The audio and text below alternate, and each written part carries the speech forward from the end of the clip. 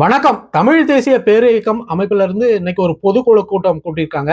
அந்த பொதுக்குழு கூட்டத்துல இன்னைக்கு ஒரு தீர்மானம் போட்டிருக்கிறாங்க. என்ன தீர்மானம் போட்டிருக்கிறாங்க அப்படின்னா, இந்த தடவை 2026 தமிழ்நாடு சட்டமன்ற தேர்தல்ல நாம் தமிழர் கட்சிக்கு நாங்க ஆதரவு அளிக்கிறோம் அப்படின்னு சொல்லி ஒரு தீர்மானத்தை நிறைவேற்றிருக்கிறாங்க.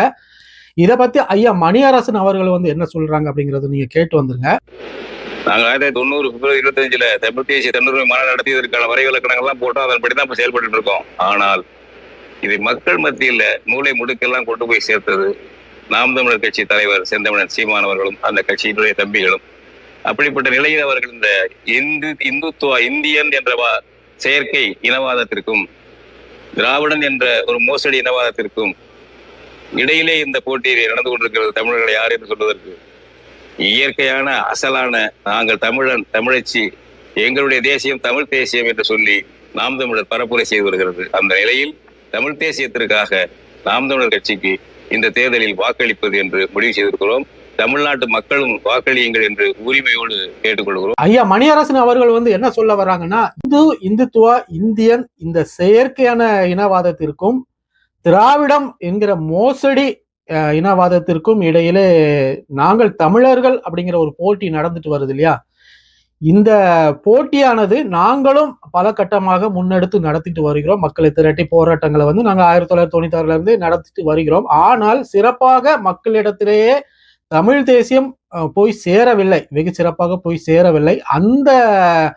அந்த காரியத்தை நாம் தமிழர் கட்சி செந்தமிழன் சீமான் அவர்கள் போய் சேர்த்திருக்கிறாங்க. அவர்களும் செந்தமிழன் சீமான் அவர்களும் அவரை பின்பற்றக்கூடிய தம்பிகளும் இந்த தமிழ் தேசியத்தை மக்களிடையே வெகு சிறப்பாக வெகு வேகமாக அந்த கருத்துக்களை, தமிழ் தேசியத்தோட கருத்துக்களை பற்றி கொண்டு போய் சேர்த்திருக்கிறாங்க. அதாவது தமிழர்கள்னா யாரு, திராவிடர்கள்னா யாரு, இந்த இந்துத்துவம் பேசிக்கிட்டு இந்த ஏமாற்று தெரியுறாங்க இல்லையா, இவர்களை பற்றிய அந்த விழிப்புணர்வு நம்ம தமிழர்களுக்கும் இவர்களுக்கும் இருக்கக்கூடிய அந்த வேறுபாட்டின் கருத்துக்களையும், நம்ம தமிழர்கள்னா யார், திராவிடர்கள்னா யார் அப்படிங்கிற கருத்துக்களை பேசிட்டு வராங்க இல்லையா தமிழ் தேசியத்துல இருந்து.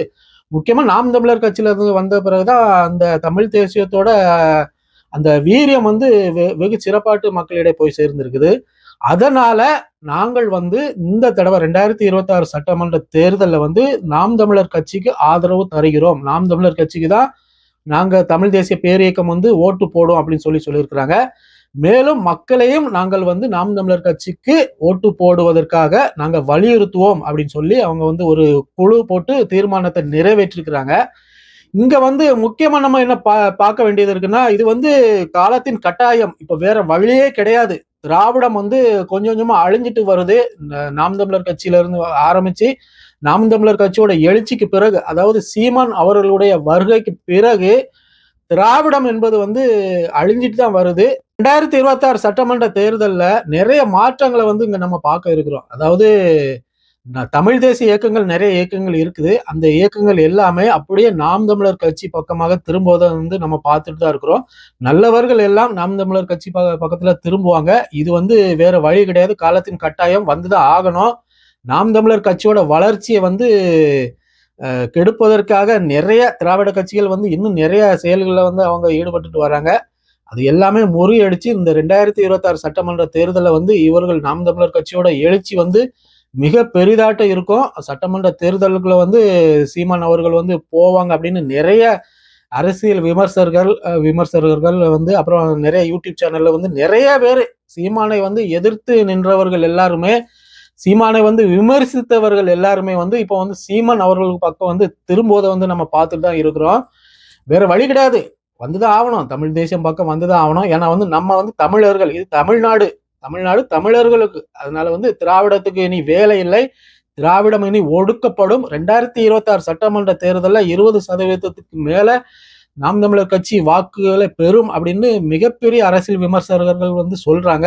அப்படி கிடைச்சிருச்சுன்னா முடிஞ்சது. மற்ற கட்சிகள் எத்தனை சதவீதங்கள் வாக்குகள் எடுத்தாலுமே அவர்களை புரட்டி போட்டுருவாங்க நாம் தமிழர் கட்சி. அந்த அளவுக்கு செல்வாக்காட்டு தான் அவங்க உள்ள போய் அந்த வேலைகளை செய்வாங்க. ஏன்னா உண்மையே இருக்குது, நேர்மை இருக்குது. இவங்களிடத்த பொய் இல்லை, இவர்களிடம் நேர்மை இருக்கு, உண்மை இருக்குது. அதனால இவங்க தைரியமா பேசுவாங்க. மற்றவர்கள் அப்படி கிடையாது. மற்றவர்கள் எல்லாமே கட்சி தன்னுடைய கட்சிகளை வந்து தக்க வைப்பதற்கு தான் அந்த கட்சியில போய் கூட்டணி செய்யறது, இந்த கட்சியில போயிட்டு கூட்டணி செய்யறது, இந்த மாதிரி வேலைகளை வந்து செய்துட்டு இருக்காங்க. நீங்க வந்து எனக்கு எம்பி பதவி தருவீங்களா, எனக்கு எம்எல்ஏ சீட்டு தருவீங்களா அப்படின்னு போயிட்டு தங்களுடைய கட்சிகளை தக்க வைத்துக் கொள்வதற்காக, பாதுகாத்துக் கொள்வதற்காக தான் மற்ற கட்சிகள் வந்து வேலை பார்த்துட்டு இருக்கிறாங்க. ஆனா நாம் தமிழர் கட்சியை பொறுத்த மட்டும் அப்படி கிடையாது. இவங்க வந்து கரெக்டாட்டு போயிட்டு இருப்பாங்க. நாம் தமிழர்களுக்காக போராடி தமிழர்களுடைய உரிமைகளை பெற்று தருவதற்காகவும் தமிழர்களுடைய வாழ்வாதாரம் செழிக்கவும் இவங்க வந்து பாடுபட்டு இருக்காங்க நாம் தமிழர் கட்சியில இருந்து. அதுதான் உண்மை. அதனால வந்து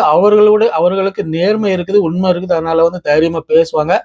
மற்றவர்கள்லாம் சிதறி அடிச்சு தான் ஓடுவாங்க. இதுதான் நடக்கும்.